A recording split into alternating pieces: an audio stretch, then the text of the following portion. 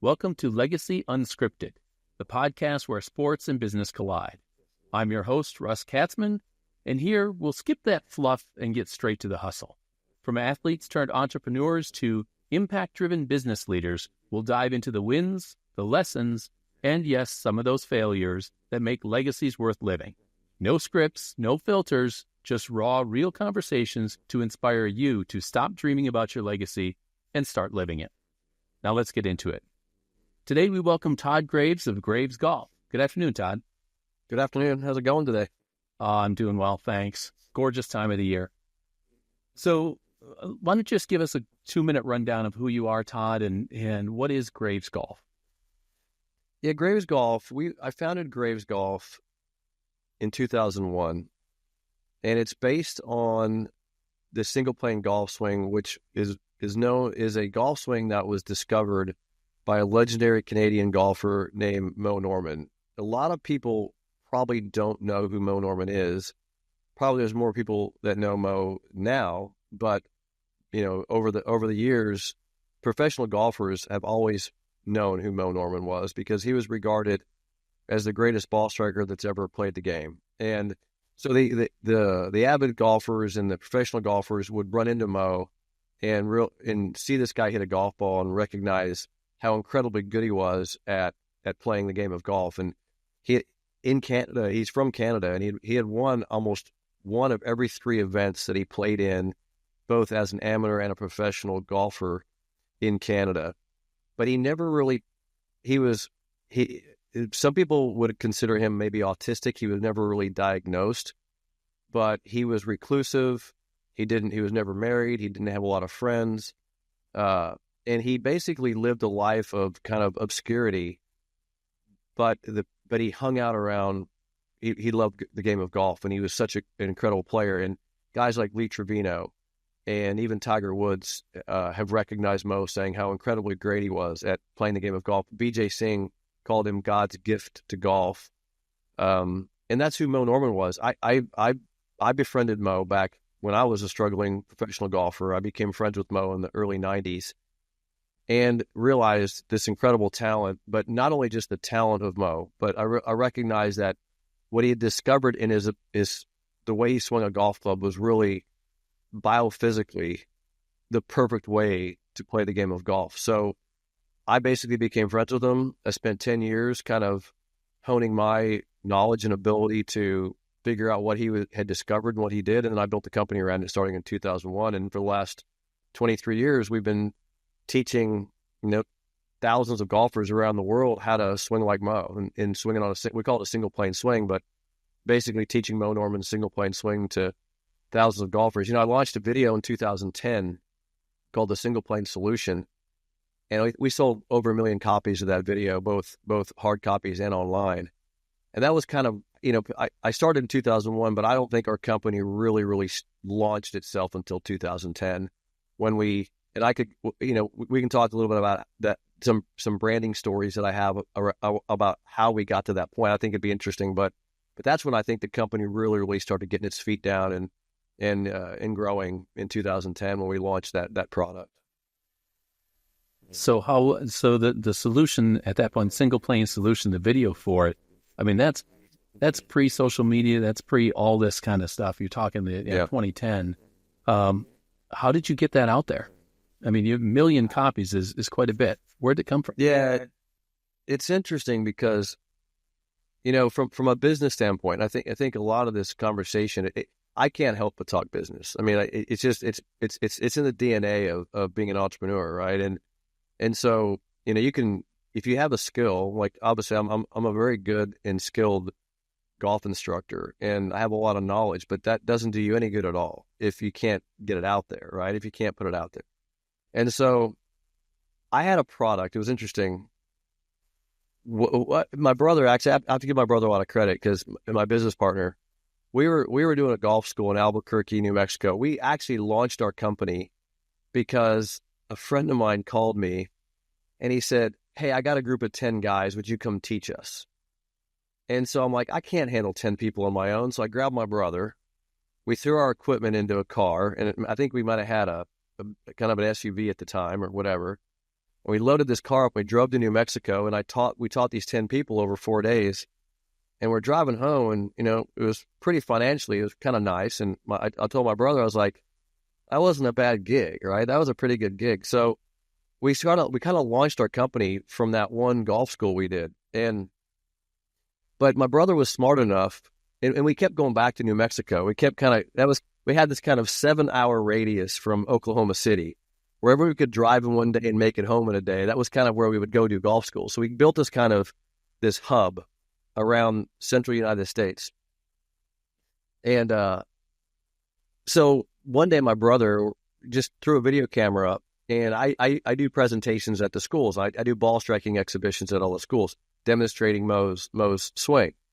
And my brother throws a video up, and we have this video of me doing this presentation. So then we started selling that video, right? We just started marketing and promoting it. And we called the video Planes, Trains, and Automobiles. That wasn't the title of it, but we called it that because the audio was terrible. We had planes flying over. There was, you know, you could hear a train in the background, you know, but that's all we had, right? So we started selling this video. So then we took that to the next level, and we kind of we scripted a video and then actually did a higher quality production of a video.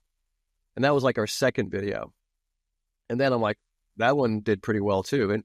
But as you're doing this, the smartest thing you can do as an entrepreneur is collect people's email addresses, right? So we're collecting people's interested people buying the video, people hearing about us. Obviously, we did a lot of mailers at the time. We were doing a lot of mailers for our product. So anyway, we're accumulating a pretty large database of customers. And then in 2010, and it was funny, I was sitting in my, as you grow, we get people people skilled in marketing started joining our team. And I'll never forget this one meeting. So the video title was actually Total Game Overview. That was the title of this video product. And so we didn't think anything of it, Total Game Overview. And so I finally hired a skilled marketing guy, and I'm in a room with him, and he looks at me and he goes, "What's the name of the product that we're selling?" And I was like, "Total Game Overview." And he was like, "What in the hell? What in the hell?" And I'm like, he goes, "What do you do, Todd? What do you do?" And I'm like, "I teach the single plane swing." And he goes like, "Single plane swing. That's what has to be." And it was so obvious. But we were so dumb, we just didn't understand. Like, we didn't know marketing. I'm a golf teacher. I'm a golf pro, And so then I started getting like, there's really something to this. So we titled this The Single Plane Solution.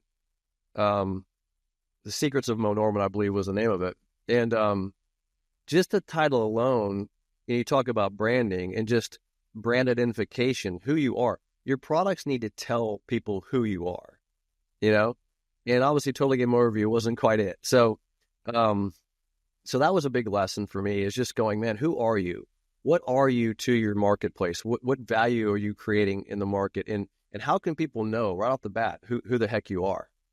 And so that was a lesson. And that product did really well. We sold, over 1 million copies, and we did it both to our database, and then we did digitally. I mean, online. We sold that. We didn't stop. We still actually have that product available, but we still sold that product online, a digital version, until 2022. 12 years. Yeah. It's still a flagship product for us because I've iterated my instruction, but all the instruction's in there. It's just all in there. Now, I will say this, where the market is currently, I believe, the way digital training has evolved, and I think people are, since COVID, because I don't know if you experienced this from COVID, but COVID drove everybody to train online to get information, right? Because everybody couldn't go anywhere.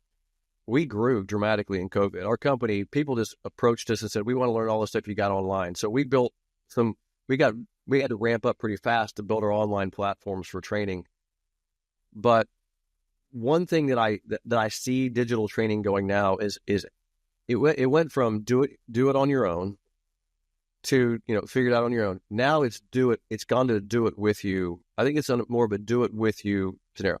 So the stuff we're doing now, the difference between what we did in 2010, which was here's your video, go figure it out, good luck, and let us know if you need some help, to now we provide that same quality of instruction, but we do it with you. So you can join our programs now and we will train with you, and which I love doing. I'm having more fun in my company right now with that, because I get to interact with people, even though it's like on Zoom calls and like we're doing right now on this podcast. I enjoy interacting with the customers. Number one, it's a better experience for me. It's a better experience for them. I can deliver my information better, and I can get feedback, and I can be more helpful that way. So I think that's where, if I had advice to golf coaches or any type of coaches online, building a product and getting it out there is great. I think you got to start there. But if you can find a way to engage and train with those people while they're going through it, it's just such a better experience, and you'll just get you'll give so much more value. Well, and it gives you the opportunity to tailor your instruction just a bit, right? Yeah. You talk about the difference between 2010 and 2022, for that matter. The original one, you said it yourself. The original one we recorded, then we did post-production, and we created a bunch of stuff. Well, you talk about how COVID affected things. All of a sudden, people weren't worried about having to have the perfect video, right? We had newscasts, we had interviews, we had Zooms and podcasts and everything in people's living rooms, right? You had dogs in the background, kids in the background, assistants and construction and all this kind of stuff happening in the background. It humanized everybody, and it made everybody realize, I don't have to try to put on a perfect face in camera. I just need to be able to have a conversation, need to be able to talk. Yeah. And now it's kind of, to your point, kind of gone that extra step, which is, okay, it's not just we're having this and recording it anywhere. I'm walking through the airport, recording a podcast or anything. Forget all this post-production stuff. Let's just do it live, right? If you're not worried about the background, if you don't care that there's planes flying overhead, right? Yeah. Bring that camera out to the range, set it up, and let's just go through the single plane here, right? And while people are live, they can ask you, hey, Todd, give me an idea. I tend to cross over the ball. Where am I going wrong with that? Right. And you can show them specifically on that discussion what's happening. Yeah. The other thing too that I think that I've seen, because we launched this current program called Single Plane 30 a year ago, and every month we actually have people register for the program. They have to be registered for the next month's program, and then they go through the 30-day training, and then the next group will hop in for the next month and go through 30 days. So it starts at the beginning of the month and goes 30 days. And a lot of people, and there's nothing right or wrong about this, a lot of people try to get their training accessible all the time, like join anytime and start training anytime. And I think there's something to that. But I'll tell you some value that we've seen that I think I'm going to probably stick to for 2025 as well, is when everybody joins the program at the same time and they're going through it at the same pace, so everybody's in the same place, the questions that they ask are relevant because the whole group is benefiting from that.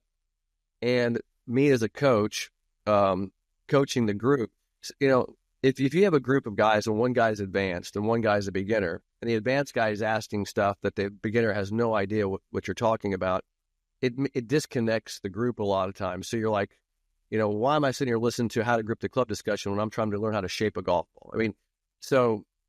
But when everybody is on the same kind of in the same chapter of the book, and you're going through the same chapter, it just creates such a better experience. And I've really enjoyed that part of teaching like this, because we're all in the same place, and we're all, and so the questions are all relevant. I had the same feeling when I was doing this, or I had the same thing happen to me when I was practicing, or whatever. And it just creates a dynamic that I've really played with. And the other thing too is, and I think one recommendation to coaches out there who are putting programs together, and I'm a big advocate of fan of online programs, is the iteration process. Like when I launched this program the first time, it was great. I loved it. I just put a program together I thought would really be great. And then we put it out there. And then we looked at it and we got feedback. And the feedback was, hey, it's great, but it'd be nice if you did this. And great. So we iterated a second iteration. And then we iterated a third, and then a fourth.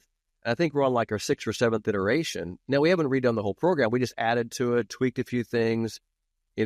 Maybe this guy was like, I wish you had a video about that. Okay, let's put a video in there. It's easy to do.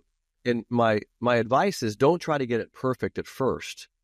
Get it out there, and then let your class iterate itself by the results you're getting and the feedback you're getting, and you'll have such a more powerful program. I think that I've been helping some other coaches put programs together, not just in the golf world, but in some other spaces. And I'm like, you're trying to get this thing perfect.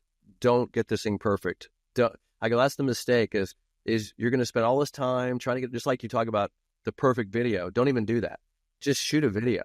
You can always make a higher quality version later, but get it out there and get people in it and get people training in it and help and coach them through it. And you'll, in like right now, we're launching a 2025 version of this in January. We added 16 new instructional videos to the program, and we had 1,500 people go through the program last year. So it creates a life of its own. I'm really excited about it, and I love talking about it because it's not hard to do. It's just, you got to go through the process of getting it done. But once you get it out there, man, it's just really fun to have to be able to coach online. And every single month I look forward to the new group coming in there, and it's just a lot of fun for me. It's one of my favorite things to do. No, that's great stuff. Yeah, I mean, the thing I always phrase for people is perfection's the mother of all delays. Right? 100%. Just get it out there, 100%. Right? I was just telling somebody this morning, I'm a trial and error type of guy, right? I'd rather, go out here, try something, get the feedback, as you mentioned, the quicker you can get the feedback, the better off we are. Get it out here, change it, alter it, iterate it, to use your term, and let's keep improving it. These 30-day cohorts are terrific. A lot of times in the coaching profession, we tend to think we have to build this big program and get it out there. Let's build it as we go, right? Yeah. Because most people that come to us are going to be looking for similar types of things, but they're not all going to take it the same. Every cohort has a different type of personality and a different mix of individuals. So I want to ask you a question about that, because as I talk to clients that do things with people in groups, right, whether that's coaching or teaching or any of that kind of thing, one of the challenges they have is they say, I want to do a 6-month cohort or a 3-month cohort. But what happens 2 weeks after the start of that cohort when somebody comes to me and wants to buy in? Do I make them wait till the end? Now they've lost their emphasis. So how do you get around somebody that comes to you 3 days after the cohort starts and says, I want to get going? You have to say, first of next month, we've got one ready for you. Yeah, we've dealt with that, actually. It's a good question. It's that I don't want to lose the customer. I don't want to make him wait, that kind of thing. And I think we still struggle with that a little bit because, trust me, my marketing guys walk in here every day and they say, we could be selling this today, and I'm like, no, we got to wait, But here's the thing. I think you can create a kind of for example, let's say the program starts in 30 days. So you have a 30-day wait. The previous program just started and you missed out, and now you're the day late and you can't join the program. You can create some prerequisite stuff they can do in that 30 days. So it might be some preparatory videos, some things they can do, get your equipment organized, get your, let's work on your fitness flexibility a little bit in the next couple of days. Let's get you prepped. There's some nice things you can do while they wait, but my recommendation is get them on the waiting list. Don't just say, hey, you got to wait. Say, hey, I want you to join my waiting list. And when they join the waiting list, they get the perks. And I'm doing that from a marketing standpoint because if you make them wait, they'll forget and they'll get busy and you'll never see them again. But if you get them on the waiting list for a reason, then you can remarket to them and make sure they join. And you're going to lose some. You will lose some. But, you'll lose a lot less, as you do that. So create a waiting list. I think the delayed gratification part of training is an important part of it. I have found it to be more of a strength than a weakness because when people anticipate something and then join, they're a lot more bought into it. I'm not saying you don't lose some sales because I think you will, but I think you have to outweigh that with the quality of people you get in because I know the people that one thing that we try to do is we try to measure the completion rate on how many people actually complete the program. And to me, it's a really important measurement because, number one, it shows how good we're doing of keeping people engaged. Because our job as coaches isn't just about putting information out there. I think this is where people make a big mistake. We think, I'll just vomit information out there and see if people receive it. Our job is to follow through. And we have to be better at following through, checking in, keeping people, if somebody said, Todd, what's the most important part about being a coach? I'd say keeping people accountable. And the things people lack in life, including myself, are discipline and accountability. That's what's keeping us from really changing or making the desired changes we want. It's not information. It's not the want. We all want to be better. We all can get the information. What are you doing with it on a daily basis? Are you disciplined enough and accountable enough to stick to it? I'm as bad as anybody else is on this, but when I want something, I stay accountable and I stay disciplined. So us as coaches, we have to build programs with those two things in mind. That's why in my 30-day program, you don't get every daily module. You get the daily module. We don't let you get ahead. You should see people were freaking out. They're like, what about tomorrow? I'm like, train today. You get tomorrow, right? And plus, we shut the program down after it's over. So you can't go back and review it. Again, it makes you, if I don't get this, I'm going to lose it, right? And people are a lot more motivated if they're going to lose something than if it'll be there tomorrow. I'll just watch it tomorrow, So that accountability thing and that discipline thing is and that follow through of the coach, us helping people stay accountable. I think one of the things that we hear a lot, which I was surprised at, is how much people want to be held accountable. Because people come to me and they go, man, because what happened was we learned this kind of the hard way. We opened up the first week of training in our program. The first time we launched the program, we opened up the first week. And then we'd open up the second week. Then we'd open up the third week and then the fourth week. And then a guy came to us, he goes, you shouldn't open up the whole week. Because we started just going through all of it and we skipped stuff. And I'm like, okay. So we started shutting it down. And that was like a big learning stuff for us. And then the guys were like, thank God you didn't open that up, because they will skip. And they'll skip the stuff they don't want to do. Oh, that's boring. I don't want to do that, So we learned a lot. We learned a lot about it. And to your point, that's where you iterate, right? That's when you come back and you look at it and say, got to change this model a little bit because it's not working. Yeah, no, I love the fact that you kind of go against the grain a little bit when you say, this program's cut off, right? At the end of this 30 days, you got these 30 days to learn it. After that, it's done. Document your lessons, figure out the things you need to do differently. But at the end of the 30 days, it's gone. And I think that you may lose some people, to your point about losing people, you may lose some people doing that, but your engagement during the 30 days is going to be magnified because of what you did that way. Don't worry about losing people if you stick to your value system, because if my values are discipline, accountability, having a systematic approach, and having something structured. I had an instruction with a guy today. I was on the range today, and I was teaching a guy, and I said to him, and this guy just shows up. He just shows up and he said, "Hey, would you work with me?" And I'm like, "Yeah." And I never really do this because I just don't. I'm not a quick fix guy. I can't. It's like walking to a doctor's office and going, I'm sick. I need more information.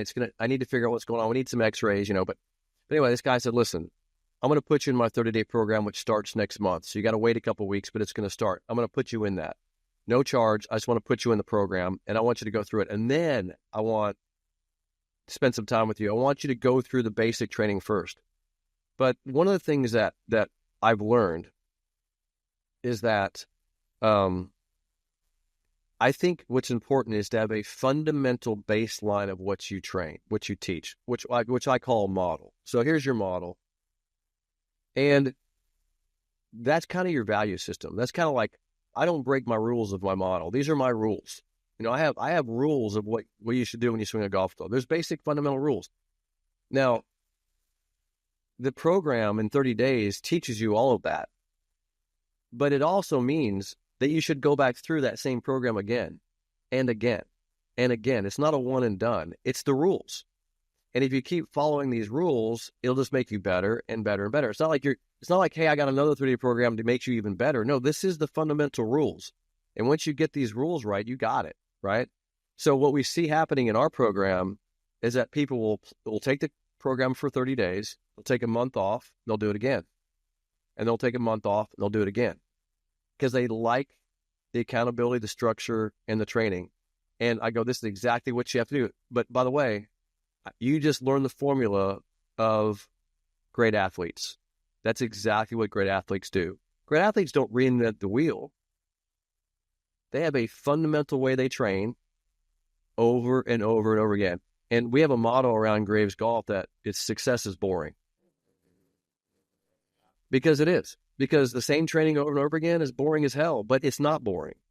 Because of the progress you actually see, the transformation you see yourself go through, and the way you learn. So one thing I always make a point of is I always track people. I take a video of their swing when they first get here, and then after they've been through the training, and you can see the massive change, which they don't really recognize because they've been through 6 months of training. They don't really notice it.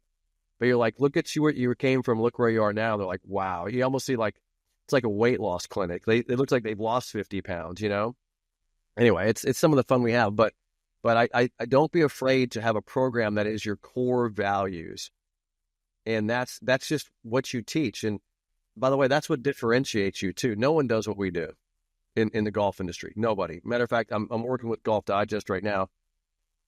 No one has figured out, we figured it out, but no one has figured out that you need a model, you need a set of principles, and that's it. It's not this quick fix. Golf shouldn't be this quick fix thing where you run to YouTube and try to find your latest tip and see if that's going to help. It just doesn't work that way. But anyway, we're very excited about what we're doing and that program. Yeah, that's cool stuff. Yeah, I think the interesting part about it, to kind of throw another business spin on that, is your measurement of success, right? Because we can go out here, we can all say, yeah, I want to be a scratch golfer by the time this is done. But that's not going to happen, right? You're not going to take somebody in 30 days or 60 days and make them a scratch golfer if they're hitting, 18 over right now. But being able to show them the video from the beginning and the end, yeah. Right? And I think that's important because there's many of us that are out here that have businesses, and I coach a lot of them, that they haven't defined what that success looks like, or they haven't defined it for the customer or with the customer. And so what ends up happening is you get this nebulous, well, you're going to feel better after these 30 days. Well, okay, yeah. Or your swing's going to be better after those 30 days. Okay, yeah, what does that really mean?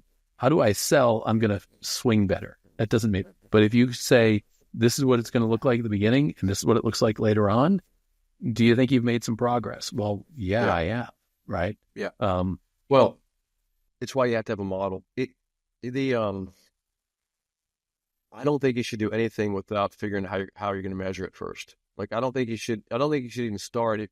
You should say, hey, we're going to do this. How do we know we're getting what we want? How do we know, how do we know we're having success? Right. And like, I have a guarantee that if you work with me, I'm going to get you swinging on plane. That's my guarantee for you. I will get you swinging the club on plane, which will lead into great ball striking. But my guarantee is I get you swinging on plane. That's my guarantee. But that's our model. Our model is single plane. So that's my job, is to get you swinging on a single plane. And that's the result I'm going to get for you. And that's going to produce great golf shots. So that's how we measure. And so I have an easy way through video and all these other tools I have to show you you're on plane or you're not.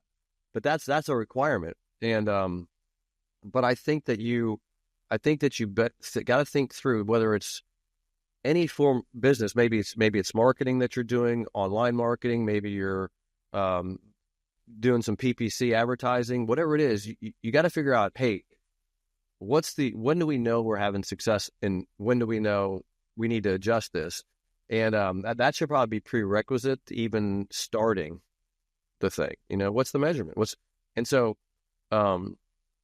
if you had to attribute why my company has been so successful as a golf teaching company, it's because we have a model.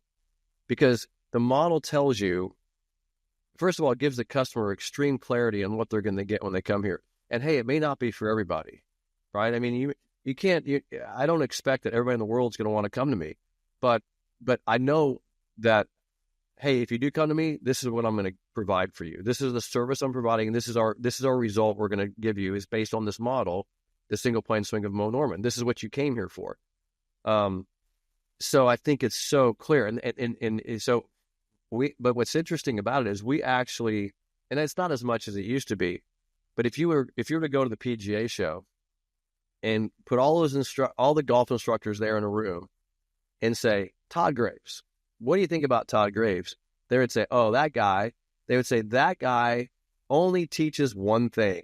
He's a one-trick pony. He just teaches this one swing, and not everybody should swing the same way. And then if you turn to me and say, Todd, why have you been successful? It's like, because I teach one thing the same way. I mean, it's interesting because it's clarity, man. It's just total clarity on what I do. Here's what I do. You want to learn the conventional swing? Don't go. I'm not the guy. I'm not the guy.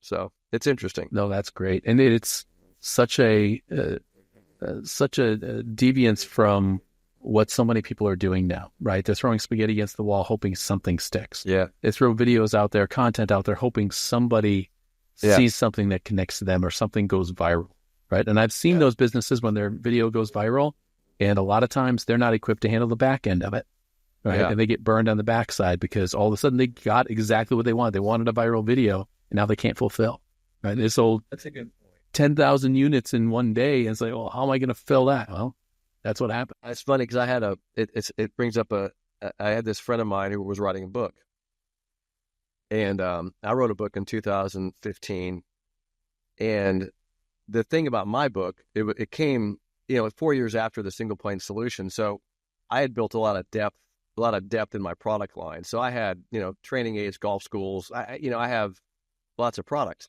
So my book was just a marketing piece, really. I didn't write a book to make any money. I wrote a book to become the subject matter expert about the single plane swing. So I launched this book.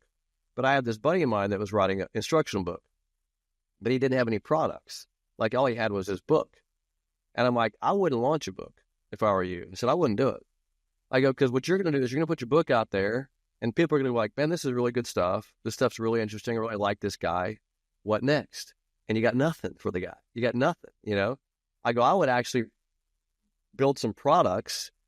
Maybe it's online training or whatever it is, and then launch the book. And then you got places to put people, even if it's one person. So I'm not a big fan of book writing I think you should write a book, but I think you should line it up with some depth in your product line before you launch the book. I think, and I tell my friends this when I try to give some advice, I said, you need to think of your business backwards, not forwards. Like people think, hey, let me write a book and then I'll get a bunch of clients. Okay. First of all, I would say, what are you going to do with the clients when you get them? I would start there, because you will get clients, and if you have no place to put them, they're not going to do you any good. So you need a product to sell them. So what product you can sell your clients? So I would start in reverse. What if you had a million clients, where would you put them? And then build backwards from there and launch your marketing. That's how I would do it. And that's what I've tried to do in my business. I try to do it backwards. I try to build my following and then launch a product for them. I don't try to build a product. You know how many garages are full of products, that don't get sold? I mean, I buy them all the time. I buy people's companies all the time that have these products in their garages. They're like, that's a great product. I can sell that. But I would do it backwards. That's my advice. If I had to help people market, I'd say market backwards. Build your client list and then build a product for them. Yeah, no, I agree. And I think I think all parts of business can work that way, right? Is if I'm going to scale to have 1 million customers or 1 million clients, what would I want that to look like, right? I think Michael Gerber did it in E-Myth Revisited, where he said, let's look at that org chart 4 years from now. What does that look like? And right now, you may be filling all those positions, but eventually we're going to take you out of this box. We're going to put somebody else in there. We're going to take you out of marketing. We're going to put somebody else in there. But right now, you want to design the org chart. You want to design the processes. You want to design the systems that will get you to those million clients and allow you to scale, because it's a whole lot harder to scale when you've got those million clients, and change systems when you've got those million clients, and find the right people when you've got those million clients, right? Yeah. No, that's good stuff. Let's switch gears a little bit, because you mentioned Moe Norman a couple times. And as you and I talked, one of the things I find intriguing that you can bring to the table to talk about is this idea of IP and licensing. You work quite a bit with the Moe Norman name. Give us an idea of some of the challenges and the hoops you had to jump through to be able to do that kind of thing and capitalize on it going forward.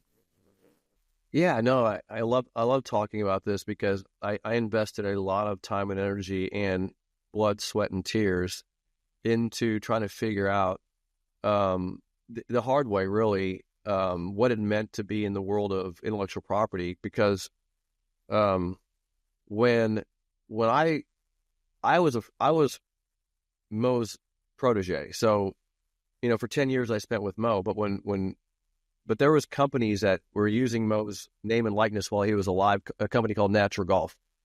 And so, when I decided, hey, I want to go on my own and build my instruction company and do my thing, I couldn't just run out and say, hey, I teach Moe Norman's golf swing, because Moe Norman's intellectual property was being used by other companies that had it licensed.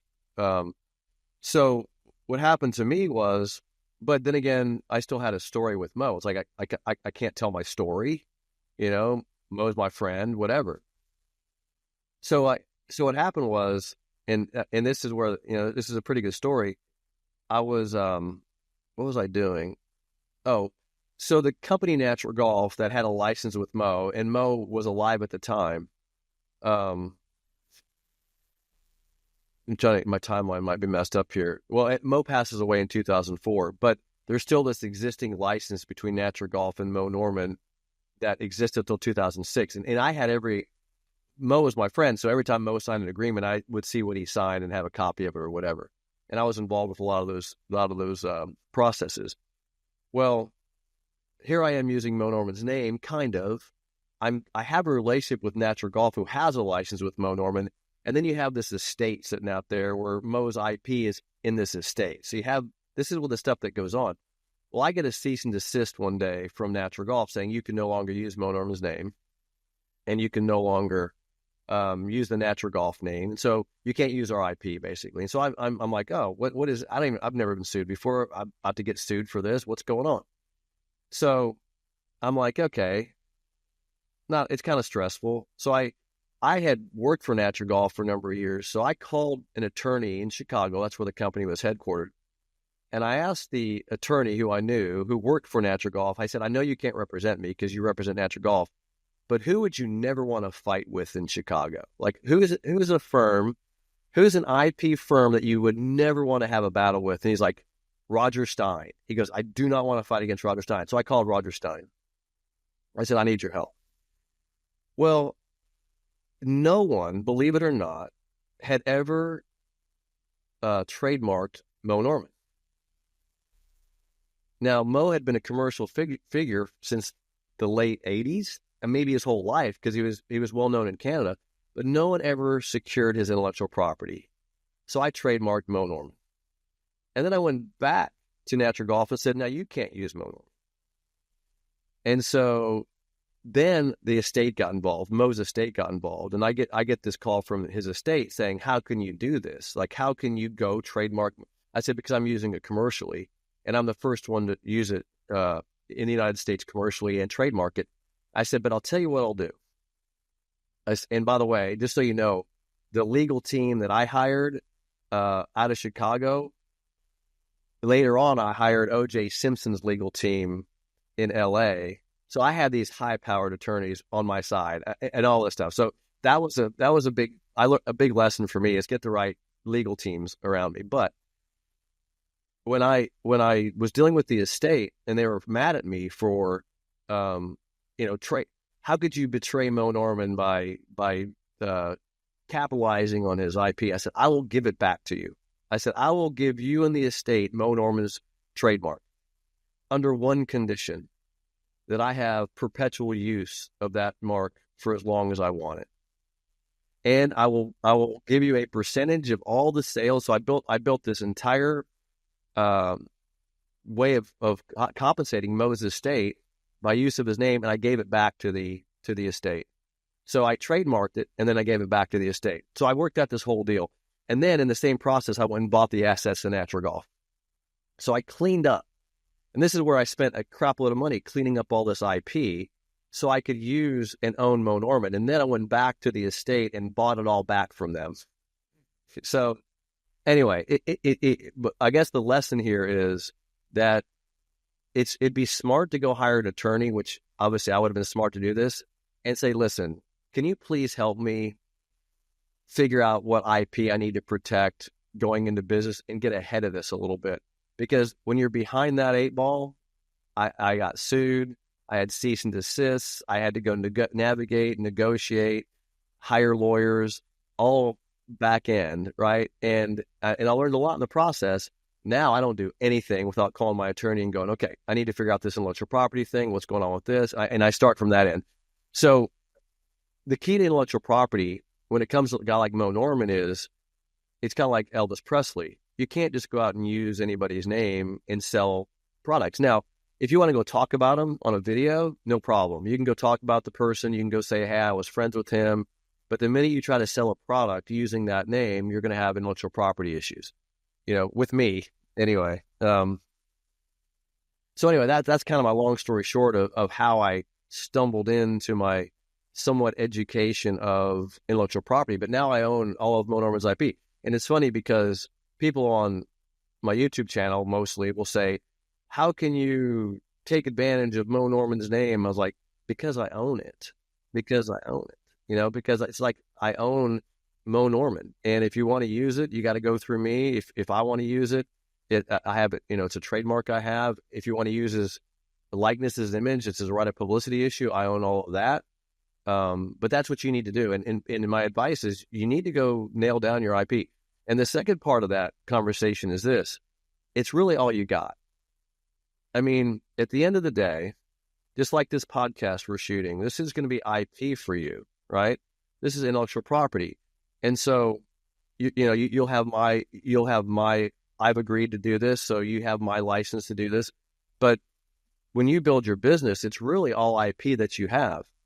These training products that I have in my warehouse down here, which I have $1 million training products in this warehouse, are worthless because they don't sell without my IP, right? Now there's IP in there. I have designs and stuff, but that's just IP. That's just patents and trademarks and copyrights. Those are all just IP. So that's a really important education for entrepreneurs is like, it's really IP is all that you have. Your videos you produce, the information that you're putting out there, the book that you write, that is all really, really valuable IP. Don't make sure you're protecting that. Yeah. And to your point, make sure you have an expert in your corner who knows how to protect that. Right? Yeah. People ask me that. Every so often I'll get somebody to ask me, hey, coach, what do I need to do with this? And I'll say, look, I have opinions and I'll share with you my opinions. I do not provide legal advice, and I will tell you, go find a lawyer that's good. And I've got a stable of individuals I can recommend. Go find an IP attorney or go find a lawyer in business law or whatever it is that they're asking about, because get it straight from the expert, right? Don't just take my opinion for it.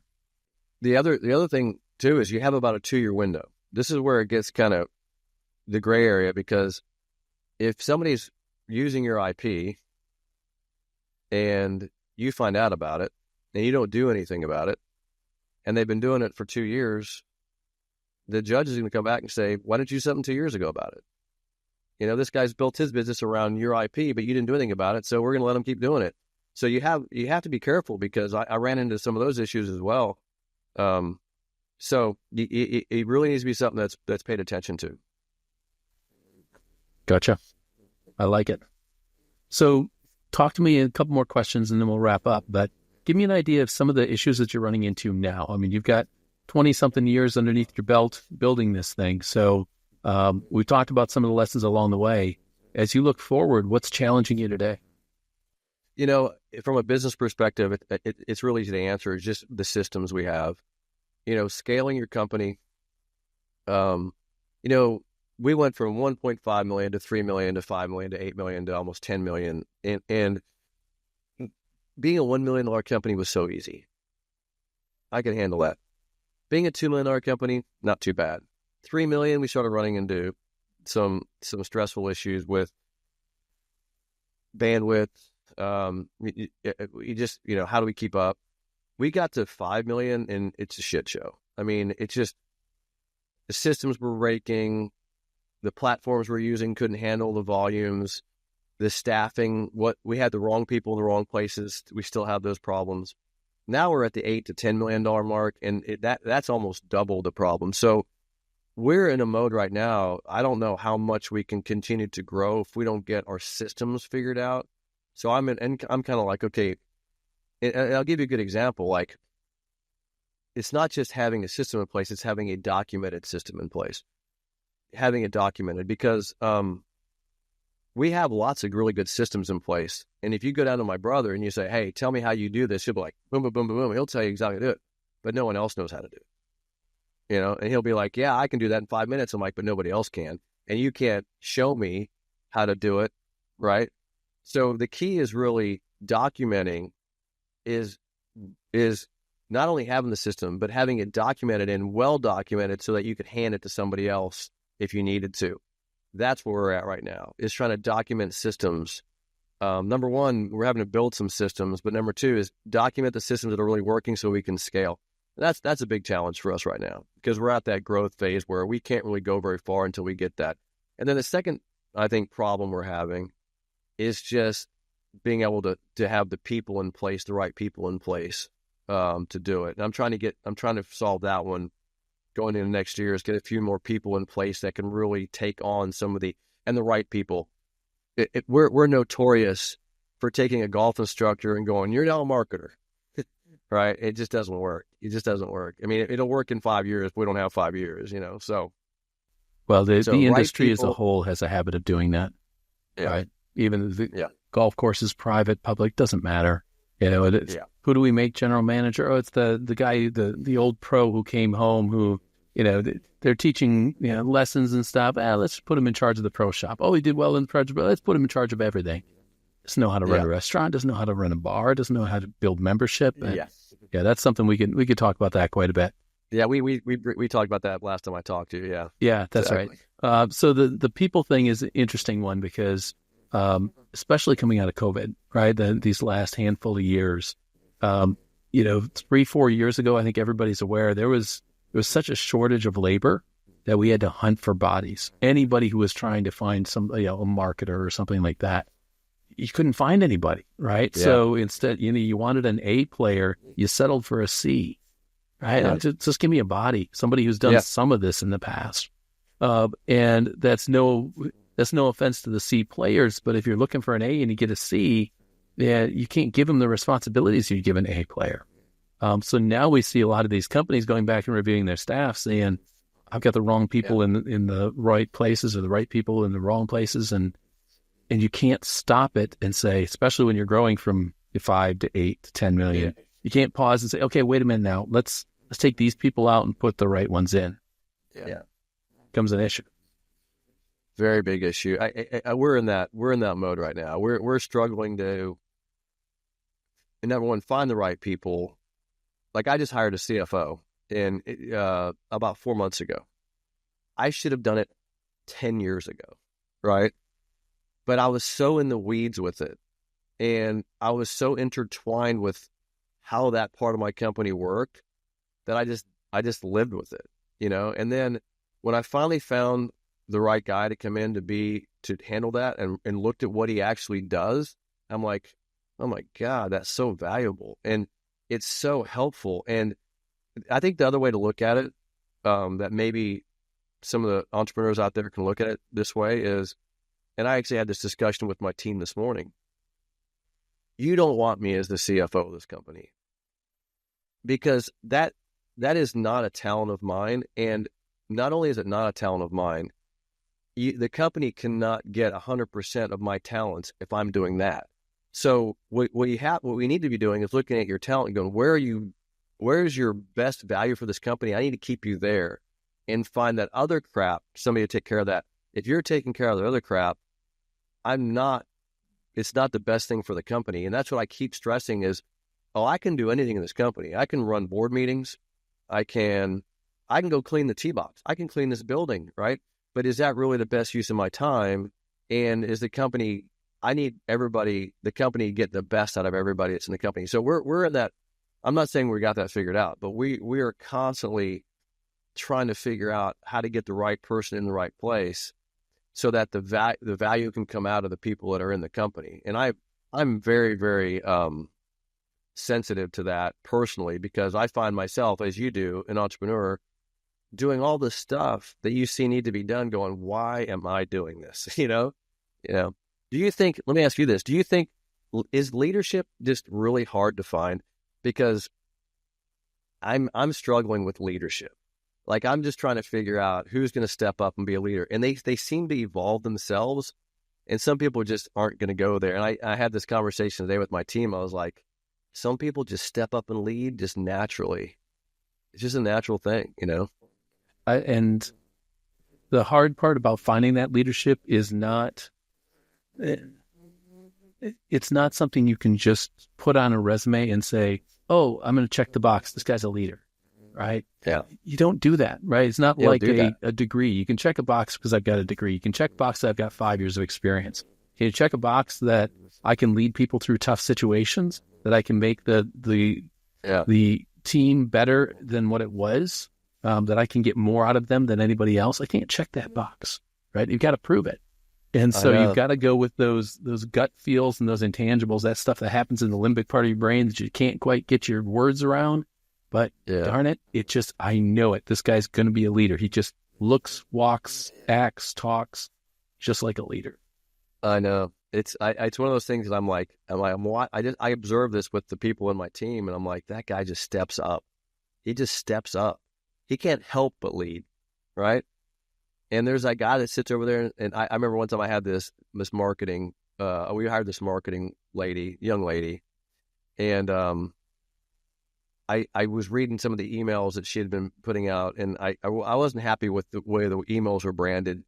So I brought her into a meeting, and I was like, listen, let's go through how I want our brand to look in an email. And so we kind of went through this for about an hour and a half, and we kind of wrote some emails and looked at some of the emails, and she turned to me in the middle of the meeting and she says, Todd, she goes, I want to be a cheerleader, not a quarterback. And I went, okay. I walked into my HR department. I'm like, she needs to be out of here in 2 weeks, because I don't need cheerleaders. Like, no company really needs cheerleaders, Not at my company stage. We all need to grab that ball and go, I'm taking this ball right now, and I'm going to run with it. I need quarterbacks. I need a bunch of quarterbacks. And that's where entrepreneurs are. We need people grabbing that ball and running with it because so-and-so just dropped it. Don't just go, ball's on the ground. Go team, somebody grab it, No, go grab it and run. And anyway, that's kind of what I'm looking for. I'm looking for those people that want to grab that ball, and they're hard to find. Well, and the reason you need that, the reason that as entrepreneurs we search for that so much is because of what you just said, right? And I have this discussion with almost every client that comes in, and that is, how valuable is your time to the business, right? I'll tell you a quick story because I know we got to move on, but I had a builder that I was working with in Tampa, outside Tampa and St. Pete, and this guy, he knew stuff inside out. He'd even tell you, I can drywall like nobody's business. And he was proud of it and all that kind of stuff. And I talked to him. I said, so what is your time worth to the business? Based on his expertise, et cetera. We came up with something, I don't remember, $250, $275 an hour or something like that, right? Great. And he finished telling me this story about how he'd gone to the client's site to meet with the client, meet with the homeowner, and his crew had just left the thing. So he was sweeping up afterwards, sweeping up some cigarette butts, taking care of stuff, made it look pristine. He was so proud of himself. He said, I made it look so good for the homeowner. He had no choice but to agree with what we had done and all this kind of stuff. And I said to him, what did we decide your value is to the business? 250, 270. Okay. So would you, if you had to, would you pay somebody 250, 275 bucks an hour to go sweep up cigarette butts? Because you just did, right? The business just did. Right? Yeah. And so as we talk about these leaders kind of transitioning into that, you're looking for somebody to go take charge, go do that kind of stuff, because we can't afford to have you do it. You're too valuable out on the course, out on the range, teaching the classes, using what you know. We don't want you doing some of those things. We don't want you doing the CFO stuff. We don't want you worried about, as cash comes in, where's it going to be invested? If I've got too much sitting in the account, how do I invest it? How do I reduce taxes? We don't want you caring about that, right? We want somebody to provide you with financial reports that allows you to make high-level executive decisions based on good information. Right? Yeah. That doesn't happen if you're trying to do it yourself, because you're not going to get to the same place. So I think both those are great points. The growing quickly, from the 1 million to 5 million to 10 million. I kind of equate it for some of my clients to be having 1 kid, 2 kids, 3 kids, right? They'll tell you that 2 kids is more like having 3, and 3 kids is, 4 or 5.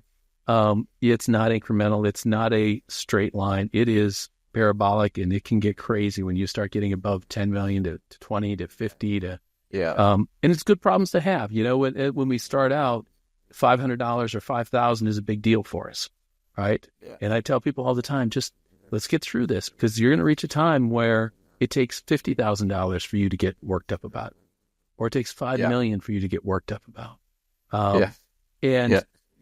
Those days will come as you scale, but it doesn't mean they go away. It just means the scale the of problems get bigger. The problems get bigger, right? Yeah. It just takes a little more to get your attention to it.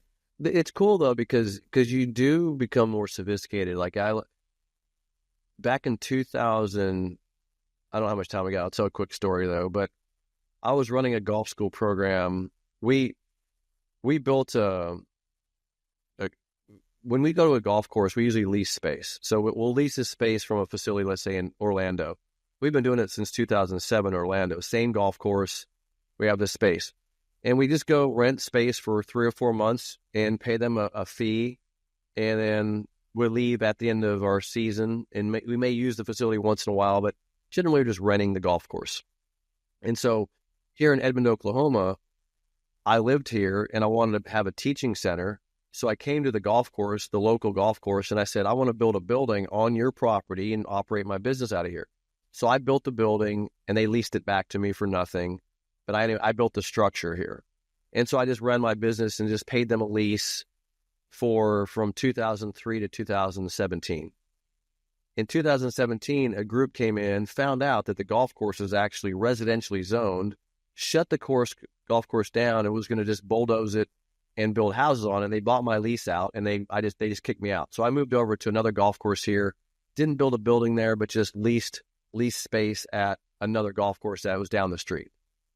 Well, pretty nice facility, great tee deck, great place to run my business. Well, the management there was just really hard to work with.